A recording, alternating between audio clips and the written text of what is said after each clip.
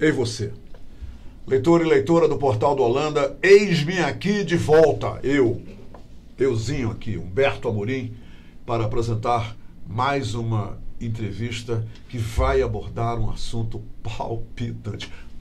Bota palpitante nisso, tá?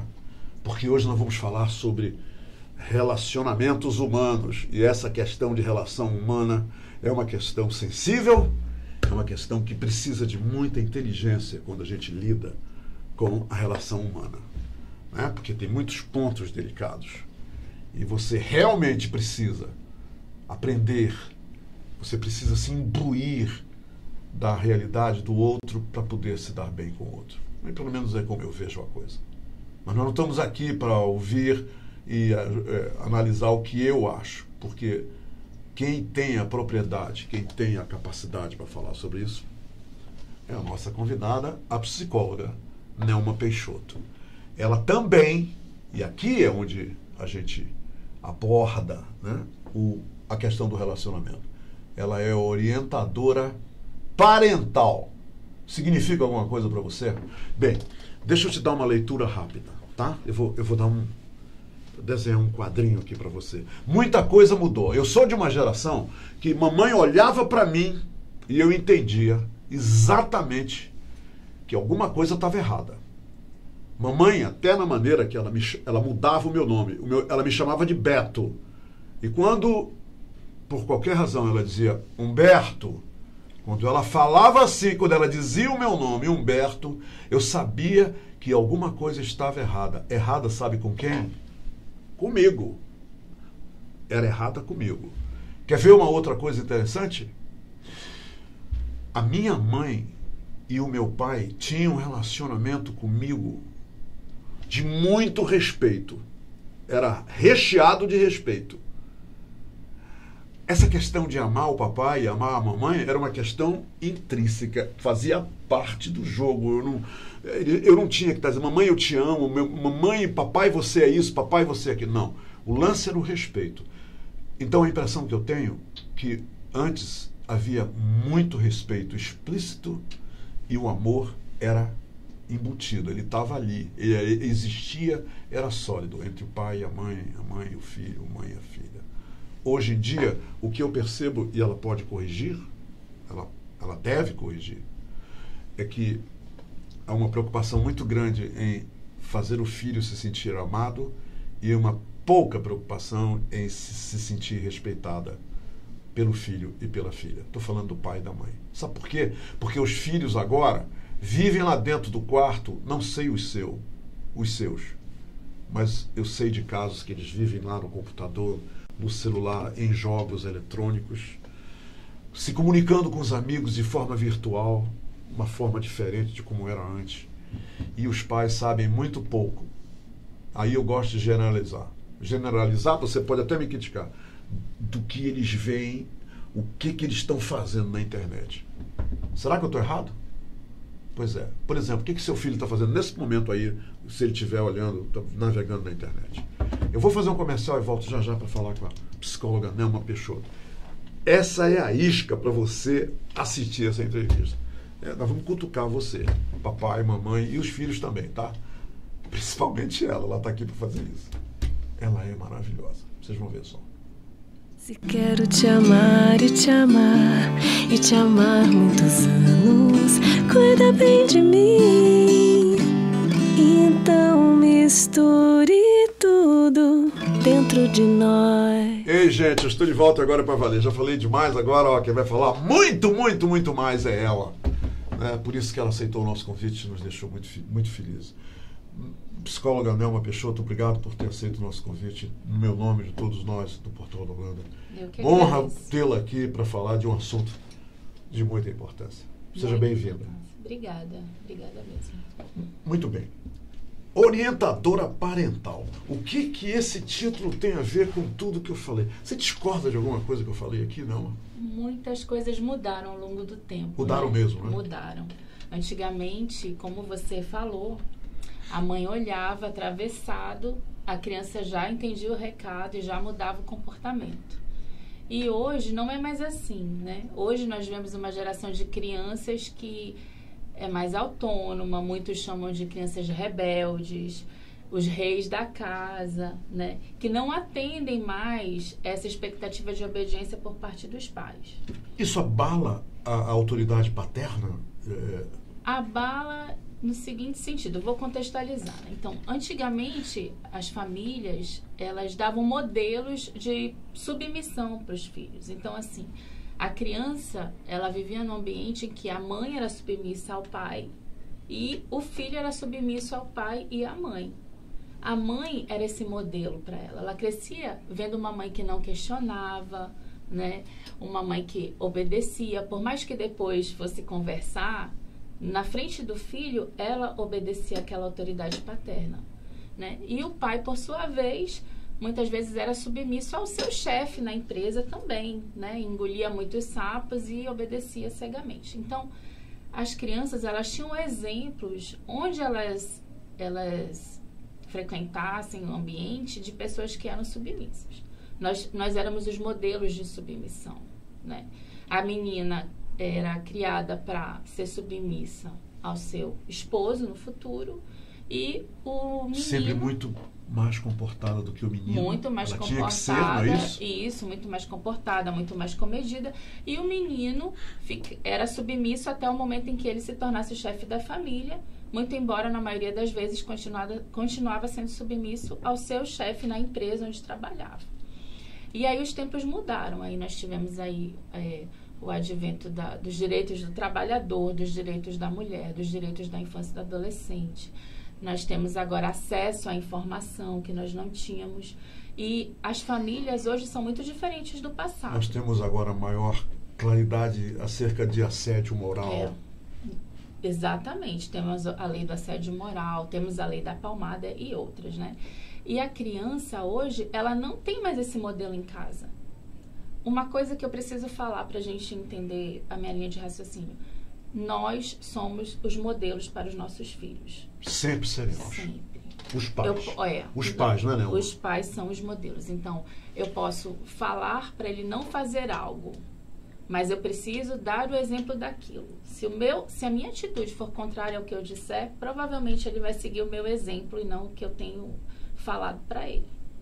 Eu preciso comunicar o que eu quero dele através da minha postura. Por exemplo, o celular. Né? Eu critico meu filho porque ele passa muito tempo na frente da tela. Mas quanto tempo eu passo na frente da tela? E ele está... Excelente. Ele está ali, né, olhando... Porque os pais também estão na frente da tela, não Menino, é isso? desliga o telefone, mas eu tô aqui. Menino, desliga esse videogame, mas eu tô aqui na minha própria tela. Quer dizer, essa questão dos meninos e meninas hoje em dia estar diretos, ligados a essa maquininha aqui, é geral em todas as famílias. É geral. A gente vê o seguinte, que a tecnologia não é uma coisa ruim, né? A tecnologia, ela aproximou muito as pessoas, ela traz uma facilidade... Através das mídias sociais, as você mídias quer dizer? sociais, aproxima, né? Então, hoje, por exemplo, você faz uma chamada de vídeo com uma pessoa que está em outro país de uma forma muito simples e você acaba se aproximando dessas pessoas. Não, estão distantes. Até na imprensa. Hoje eu tenho divulgado a sua vinda aqui. Todo mundo sabe. Exato. E tudo que eu usei foi essa maquininha aqui. Exato, né? Você tem um acesso à informação, você tem acesso a filmes, a vídeos, a várias coisas que podem ser instrutivas, mas também podem ser só para passar o tempo e até destrutivas, né? Falando Sim. de conteúdos que realmente não deveriam estar... Como é, Nelma, que você acha que os pais devem se comportar? Então, Devem agir em relação a esses filhos que estão trancados nesse momento, navegando aqui. E para melhorar um pouquinho, ilustrar mais ainda a minha pergunta, Nelma, eu estava na casa de um amigo, na sala, conversando com ele, degustando um vinhozinho. Eu, ela, a mãe, a gente estava ali. O telefone bateu 2 vezes. Eram os filhos no quarto chamando a mãe por telefone. Na mesma casa. Eu achei que... Ela disse, por favor, tenho que atender. Ela atendeu o telefone e disse, desculpa, eu volto já. Aí foi lá para dentro, atendeu o telefone, a chamada. Depois voltou. Daqui a pouco eles ligaram de novo, ela voltou lá. E o pai foi quem acusou o golpe para mim, tá vendo? Eles ligam para ela e ela vai lá e eles não vêm aqui. Como é que você analisa isso, Nelma? Então, a gente tem dois problemas. A questão do excesso de tecnologia, que é algo que está nas nossas vidas, a gente ainda não sabe lidar com isso. Inclusive, a gente nem tem ainda noção do impacto no desenvolvimento neurológico dessas crianças que são expostas desde muito cedo à tecnologia.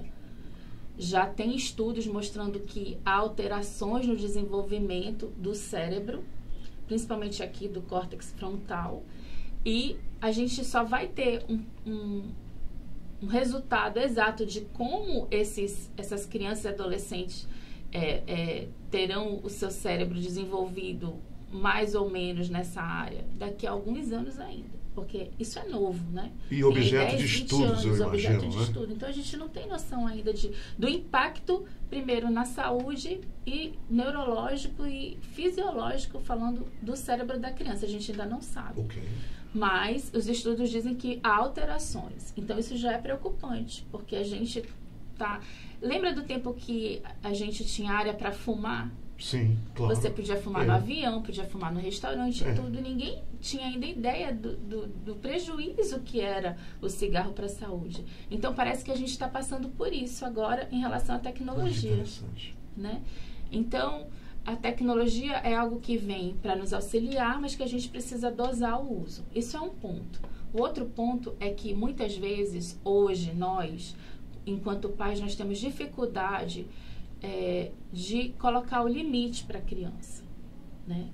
Ou a gente é muito autoritário e repete um modelo que serviu para a gente na infância, que para os nossos filhos porque não serve. Na nossa infância, quer dizer, na minha infância, os limites eram muito claros. Muito claros. Hoje não são, não é? Não são tão claros. Não são claros. Mas a gente, às vezes, repete esse modelo autoritário e espera que as crianças ajam como nós agíamos antigamente, e elas não fazem isso. Porque, como eu te falei, naquela época existia o modelo. Sim. Hoje não tem mais. Eu não obedeço meu marido. Ok, então me explica uma coisa, antes que eu esqueça. Eu sei que você não obedece seu marido, mas deixa eu te falar aquela coisa. O que você me diz, novamente, na minha geração, nós não víamos isso, eu nunca vi isso. E eu já vi várias vezes agora. Sempre vejo. Uma criança dentro de um supermercado tendo um ataque de raiva porque a mãe não comprou o chocolate, não comprou o bombom. Uma criança dentro de um restaurante tendo um ataque de raiva. Eu presenciei isso. Então, eu queria te perguntar o seguinte. Uma palmada, e muitos dizem, se levasse uma palmada não faria isso. Como é que você analisa isso? Então, eu vou, na minha linha de raciocínio, a gente fala da permissividade. E o que acontece? Outros pais já acham que eu tive uma educação muito rígida, muito autoritária, eu vou fazer o contrário com meu filho. E aí não consegue colocar o limite, se torna permissivo. E aí, o que acontece? A criança tem todas as suas necessidades e os seus desejos atendidos na hora. Ela não desenvolve o músculo da frustração. A gente, no afã de ser permissivo, de amar, de ser amado... E fazer a criança feliz também, não é? Fazer a criança feliz. Todas as outras crianças têm, eu vou comprar o mesmo para ele. Porque a vida adulta já é tão dura, sim, então eu não sei que destino ele vai ter. Sofrer nenhuma frustração enquanto estiver aqui comigo. Mas, na verdade, a gente está impedindo o desenvolvimento de uma qualidade que é importante, que é justamente a tolerância a essa frustração. Aí, o que acontece? Chega lá na adolescência, começam a vir as frustrações da adolescência que são naturais, um amor que não é correspondido, às vezes uma situação de bullying. Aquele adolescente, ele não tem essa experiência de ter tido pequenas frustrações na sua infância. E aí ele não tem força moral para reagir e às vezes acaba cometendo suicídio. E enfrentar a realidade lá fora, né? Porque é outra. Ele está numa bolha. Ele está numa bolha. E, em determinado momento da vida dele, ele vai ter que enfrentar a realidade lá fora, na calçada, não é isso? Isso. Nós somos aqueles pais helicópteros. A gente fica sobrevoando. Onde a criança está, nós estamos olhando. Você contava para sua mãe o que acontecia na sua escola? Se a professora brigava com você, se você tinha feito uma tarefa legal, com quem você tinha brincado no recreio. Hoje a gente pergunta isso para os nossos filhos, a gente quer ver, a gente vai na escola dar uma espiadinha. Vai lá, né? O que está acontecendo. Então a gente, até por esse excesso de informações, E a pela escola violência, também a está gente interagindo mais com os protege o pais, não filho. está, não? Sim, Hoje em dia, também, né? os professores entram Também, mais em contato com a família. Também. Mas a gente percebe o seguinte, o pai não consegue frustrar o seu filho, porque acha que se eu frustrar o meu filho não vai me amar, como você falou no começo. E aí ele esquece que o papel dele é sim colocar limites, de forma gentil, de forma firme, respeitosa, né? Toda essa teoria tem nome, é a disciplina positiva. E na disciplina positiva a gente não trabalha com castigo, nem com recompensa. Castigo está fora. Nem palmar. A recompensa fora. Fora. A gente trabalha com ensinar a criança a desenvolver características e habilidades de vida que vão ajudá-la na vida adulta. E para isso a gente tem diversas ferramentas. Essa é a realidade, a essência da realidade do relacionamento de hoje, pai e filho. Gentil e firme. Porque as crianças não respondem mais como a gente respondia, porque elas não têm os modelos. Mas a gente também não pode abrir mão de colocar o limite na criança, porque o limite nada mais é do que você está dizendo para a criança, olha, até aqui é seguro para você. Eu estou aqui para te proteger. Eu te dou esse espaço para você agir. Então, a criança vai crescendo, você vai aumentando o espaço dela, mas o limite é justamente aquela zona de proteção para a criança. Não, mas e o que leva aquela criança, então, no supermercado, a criança no restaurante a fazer aqueles escândalos que a gente não via antes? Quer dizer, eu procuro me lembrar e não me lembro. Aquela birra, né? Aquela birra. Então, que os pais ficam com uma cara... Olha, dá dó. A maneira que a mãe e o pai, a cara dos pais, e o filho no chão gritando, fazendo um escândalo, e o pai e a mãe perdidos. O que leva a isso? Então, eu tenho uma notícia para te dar. Bora lá. Bora lá. Sobre o cérebro. Estudos já comprovam que a parte do autocontrole do cérebro, que é essa parte frontal aqui, ela só está plenamente desenvolvida por volta dos 24 anos. A criança pequena, de 2 anos, ela simplesmente não tem controle. Quando ela dá aqueles surtos, aquela birra, é porque ela tem uma frustração ali, não, né? Eu quero aquele brinquedo, minha mãe não... E o papai já disse, não vou comprar. E ela não sabe lidar com aquela frustração. E a gente não sabe lidar com a birra, e aí a coisa explode e fica incontrolável. E fica incontrolável de verdade. Fica. Porque naquele momento a criança não está escutando mais o que você está falando. Se você gritar, ela vai gritar mais ainda. Sim. Né? Então, é um momento muito delicado que os pais realmente ficam numa situação difícil. Quem já passou por isso sabe como é. Qual é a solução? Retirar a criança daí imediatamente? É isso? O trabalho dentro da disciplina positiva é sempre com a prevenção. Primeira coisa que você faz numa situação dessa em público, você combina com seu filho tudo que vai acontecer, tudo que você vai fazer e tudo que você espera dele naquele passeio. Isso já previne muito a birra. Porque assim, você vai... Olha, nós vamos na loja de brinquedo comprar um presente para o seu amiguinho. Há um preparo, você vai né? escolher o presente para o seu Antecipado. amiguinho, mas hoje nós não vamos comprar nenhum presente para você. Tudo bem? Você acha que você consegue ir com a mamãe? Né? Interessante. E ajudar na escolha do presente sem escolher nada para você? Sim, mamãe. Então, repete, por favor, o que a mamãe falou. Você checa se a criança entendeu na linguagem dela e você vai. Chega na loja, se você vê que está começando já... Porque a gente tentação está crescendo. A gente sabe, o pai e a mãe sabem quando o filho vai começar uma birra, você já para, você se abaixa, você conecta com a criança, diz assim, a gente tem um combinado, mas eu sei que mesmo assim você está triste porque você gostaria de ganhar esse brinquedo. Você acha que a gente pode continuar comprando o brinquedo do seu amigo? Se você vê que já está caminhando para o descontrole, você tira a criança dali. Tá na hora de sair dali, né? Porque não existe intervenção em público, porque a birra só funciona porque tem gente olhando, certo? Se você deixar uma criança sozinha num cômodo, ela não faz birra. É interessante isso. Você tira a criança, leva para o carro, por exemplo, espera passar, conversa, acolhe.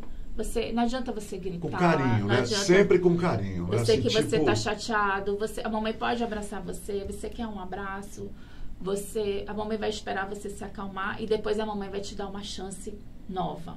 É importante a criança ter uma nova chance, porque nesse momento você está modelando para a criança, você está dando você está proporcionando à criança o aprendizado de que os erros são oportunidades de aprender. Os erros são oportunidades que eu tenho de aprender como fazer o correto. Então, assim, você errou lá naquele momento, você surtou dentro da loja de brinquedos, mas eu vou te dar uma nova chance.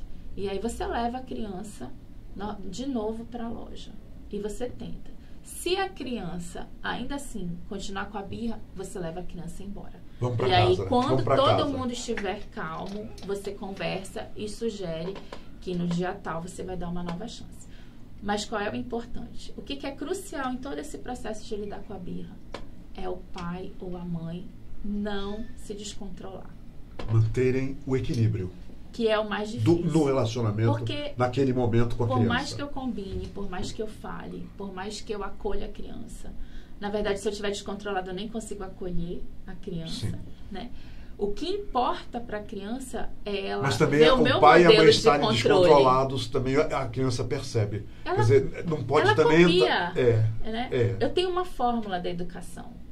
O adulto muda, a criança imita e o lar fica feliz.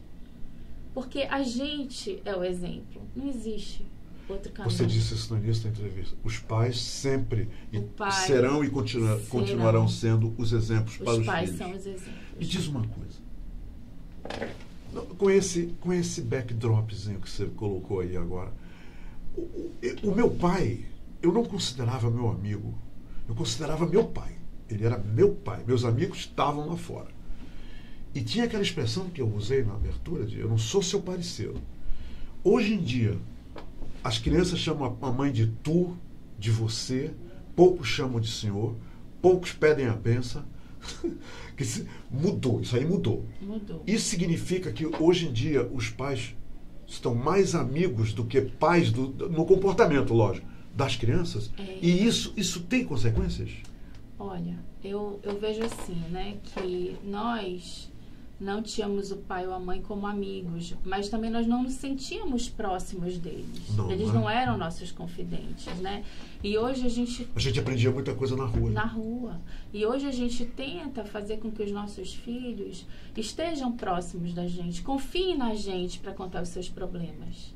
Né? Então, eu não sei se a palavra seria amigo, mas essa relação de confiança é uma relação que a gente espera das crianças. A gente espera que a criança tenha mais confiança nos seus apoio, né? Para contar uma coisa que ela fez de errado. Né? Se você é pai de um adolescente, você não espera que o seu filho conte para você: mãe, me ofereceram droga. Sim. Então, essa relação de proximidade você constrói na infância. Não, e as meninas, não. As meninas, por exemplo, as minhas irmãs, eu nunca soube quando elas estavam menstruadas. Eu não sei se elas falavam com minha mãe sobre isso, mas hoje em dia já há nesse sentido, já existe uma interação maior entre meninas e as suas mães. As mães se comunicam mais sobre as funções corporais naturais das suas filhas, porque naquela época ninguém falava. Eu acho que essa comunicação hoje ela é maior, principalmente... Ela é maior, não é? Ela é maior, principalmente por conta do medo do assédio sexual, né, da pedofilia. Então, desde cedo a gente vê que pais e mães, não só com as meninas, mas com os meninos também, orientam mais os seus filhos. Devem orientar, né?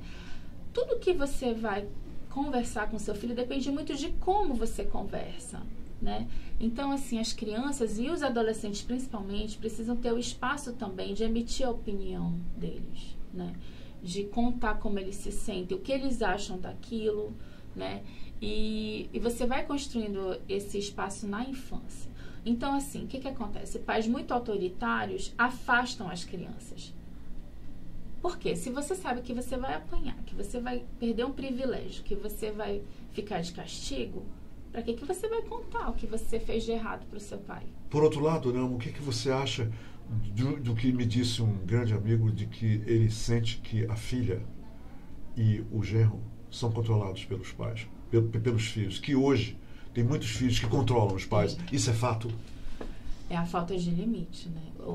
A criança, isso não é na adolescência, isso é na infância. A criança se torna o rei da casa no momento em que eu atendo todos os desejos dela. Eu não raciocino se aquilo é adequado E ou dão não. a impressão de que são dominados pelos filhos, é isso? Dão a impressão, porque é na hora que a criança quer, do jeito que a criança quer, e aí eu me viro nos 30 para conseguir, às vezes até o pai ou a mãe eles acabam se violentando nas suas próprias necessidades para atender o filho. E isso também não está ensinando nada E não bacana. leva a boas consequências na vida da criança. Não, porque a criança vai crescer. E lá na vida adulta, ela não vai ter todos os desejos atendidos.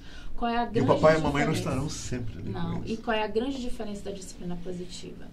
É você ensinar para a criança essa autonomia, como agir, você dizer não para ela, mas sempre com firmeza e gentileza, sem ser grosseiro, sem ser autoritário. Esse viés é importantíssimo. É a segunda vez que você fala isso. Eu vou repetir várias vezes, porque é toda a base da disciplina positiva. É você ter aquele afeto, ter o respeito, mas também não ser permissivo, colocar os limites. Eu vou te dar um exemplo e uma sugestão em relação, por exemplo, ao celular. Ok. Celular, por exemplo. Meu filho fica muito tempo no celular. Primeira coisa, modele o seu comportamento. Se você fica muito tempo no celular, você vai ter um filho que vai querer ficar muito tempo no celular. Então, o que eu posso fazer, então, para mudar, Nelma? Vamos fazer um estacionamento dos celulares. No horário pode ser até à noite, de 8 da noite às 7 da manhã, os celulares ficam lá numa caixinha, carregando, no silencioso, ninguém tem acesso. Mas eu dou o exemplo. O meu celular é o primeiro que está lá. Isso é uma forma de você começar a controlar o uso do eletrônico. Bacana. Outra coisa é você chamar a criança, e aí dependendo da idade, a criança já sabe quanto tempo ela precisa estar naquele telefone, no videogame, Sim, por exemplo. ela sabe. E aí você faz Isso uma chama-se limite, negociação. Você Impondo negocia. limites. Olha, quanto tempo você quer jogar videogame? Eu quero jogar 3 horas. Não, 3 horas é muito tempo. Eu acho que 1 hora tá bom. Não, mãe, 1 hora é pouco tempo. Então, 2 horas, vamos fazer uma experiência por uma semana, ver se 2 horas A é gente se suficiente. encontra no meio do caminho sempre, né? No meio Isso do é caminho. muito legal. E aí você vai dosando isso. Agora, o que é importante nesse processo de diminuir o uso de tecnologia? É a sua presença com a criança. O que a gente faz quando a gente não está na frente do celular? Vamos ler um livro juntos? Excelente pergunta. Vamos passear, vamos jogar bola, Vamos vamos bater brincar um com o papo. cachorro, Vamos vamos fazer. conversar, vamos jogar um jogo de tabuleiro, vamos desenhar. Isso é importante. Não, me diz eu fui... É muita coisa. É muita coisa. Eu fui... O Paulo já me cutucou ali. Não, eu fui num restaurante. Eu vou aos restaurantes e vejo as pessoas... Eu vou dar um exemplo de 2 casais. Eles chegaram, né? Eu já estava lá. Eles chegaram, sentaram-se. E imediatamente as 2 senhoras... os 2 senhores... E eu fiquei observando. 4 celulares ligados lá no restaurante. Aí não, chegou a refeição. Eles tiram fotos da comida. Aí uma apontando para a comida. E até aí tudo bem. Mas não, quando eu vejo isso, os pais, os filhos, num restaurante, todos usando o celular na hora da refeição, a pergunta que eu tenho para ti é a seguinte: em casa é assim também? Eles almoçam e jantam dessa forma? Será, Nelma? Sim. Com o celular à mesa? Celular à mesa, e se tocar, você vai atender. Se chegar uma notificação, que aí são várias, né? Facebook, Instagram, WhatsApp e outros. Todos priorizando os ausentes, né? Porque atende o celular imediatamente. E aí você perde a oportunidade de vivenciar um momento especial ali com seu filho, com seus amigos, para registrar o momento ou para atender alguém que não está presente. Você permite na sua casa o celular na hora da refeição? A gente faz um trabalho... Nosso filho não tem celular ainda, né? E aí a gente faz um trabalho com Você ele. orienta as pessoas a não ter usarem o celular na hora das refeições? Nem a televisão. Tem gente que leva para o banheiro, não. Leva para o banheiro. Bem, Deixa eu perguntar uma coisa. A Luciana vai me matar se eu não fizer essa pergunta. Não, os seus eventos. Você acaba de fazer um evento sobre orientação parental, com muito sucesso. Você está programando fazer um outro? Agora, depois do carnaval, ainda em março. Em março. Eu vou fazer um novo workshop, Família, Afeto e Limites. E nesse workshop eu vou passar algumas ferramentas já, principalmente ferramentas de comunicação. Vai abordar assuntos como esse que nós discutimos aqui? Assuntos como esse, exatamente. Como você pode mudar a forma de se relacionar com seu filho de uma forma menos autoritária. E tudo é possível resolver, não é, Nelma? Nada do que a gente discutiu aqui deixa de ter solução. Não. Tudo tem, não é, Nelma? Tem solução, só que tem uma crença que é disseminada de vou levar o meu filho para psicólogo e o psicólogo vai resolver os problemas do meu filho. E isso não existe. Isso é verdade, isso é né? verdade. Então, o psicólogo, ele não faz nada se não tiver a adesão do pai ou da mãe. Eu nunca, em toda a minha vida, enquanto morei com meus pais, eu ouvi essa palavra psicólogo, ou meus pais me disseram que iam me levar a psicólogo. Talvez eu esteja precisando agora, mas naquela época não me olha assim não, tá? Às vezes, tem alguns problemas de comportamento da criança, que a gente chama de desafios de comportamento, que você resolve passando um tempo com a criança todo dia, 30 minutos. E às vezes você diminui birra, você diminui... Resolve um monte de coisa. Resolve, porque a gente está muito conectado com o mundo e muito desconectado de quem está próximo da gente. A gente está conectado com o mundo e desconectado com quem está próximo da gente. Então ela você falou tudo vai no agora. restaurante... Agora ela disse tudo. Tudo. Você vai para o restaurante, em vez das pessoas estarem ali saboreando, não, e conversando, elas estão registrando. Então, tudo. quer dizer, E no Instagram, e no WhatsApp. Tu não faz isso não, né, Luciana? Tiago, Luciana vai ver. Ei, onde vai ser o teu evento? Vai ser na FGV do Amazonas Shopping. Fundação Getúlio Vargas. Fundação Getúlio Vargas, no terceiro piso. Do Amazonas Shopping, terceiro piso, agora em março. Agora em março, eu vou definir a data ainda essa semana. Me avisa, vou postar no Instagram. Com todo prazer a gente divulga aqui no nosso Portal do Holanda também. Aqui, mi casa es tu casa. Obrigada. Tá bom? Outra coisa, ela, eu não resisto, eu vou revelar porque ela está vendo. Ela é irmã de uma pessoa que teve um papel importantíssimo na minha vida. Adoro essa minha amiga, a Karen Peixoto. A Karen Peixoto. E eu tenho uma história com a Karen deliciosa. Cada vez que eu penso nessa história, eu me comovo do ato maravilhoso de amizade comigo. Leva um beijo para a Karen. Pode deixar. Foi um prazer imenso te entrevistar. Obrigada. E que bom que você está fazendo algo pela nova família, pela comunicação entre os membros das famílias, desse mundo que todo dia muda. Parabéns, Nelma. Obrigada. Obrigada por tudo. Parabéns, obrigado. De coração. Tá? Eu vou mandar. E tem uma pessoa aqui chamada Luciana Dias. A Luciana é neta de um grande músico amazonense. Ele mora no meu coração, eu carrego ele no meu coração. É o avô dela, um grande, mas maravilhoso violonista, que já nos deixou. Domingos Lima, que nesse momento está aqui com a gente.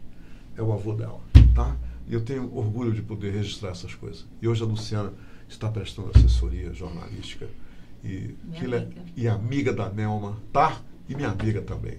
Obrigado que você fez tudo que podia, o teu desempenho e o teu empenho para que essa entrevista se concretizasse. Foi tudo. Obrigado, minha amiga. Obrigado mesmo. Acho que agradeço. E não leva o teu celular para ver se eu vou ficar de olho em ti agora em diante. Minha gente, foi maravilhoso entrevistar a Nelma. A Nelma é uma pessoa muito especial. E mais especial também são todas as coisas que ela nos disse e tem a dizer. Obrigado, pessoal. Até amanhã. Amanhã eu vou entrevistar o presidente do Sindicato dos Guias Profissionais de Manaus. O cara tem muita coisa para falar, vocês nem imaginam, tá? Porque o turismo, o nosso turismo, balança, mas não cai. Mas ele vem falar só pra gente sobre isso, tá? Vai com Deus, tá? Obrigada. Tchau, pessoal. Vou ficar aqui segurando as mãos dela. Isso é privilégio meu, tá? Obrigado pela companhia, gente.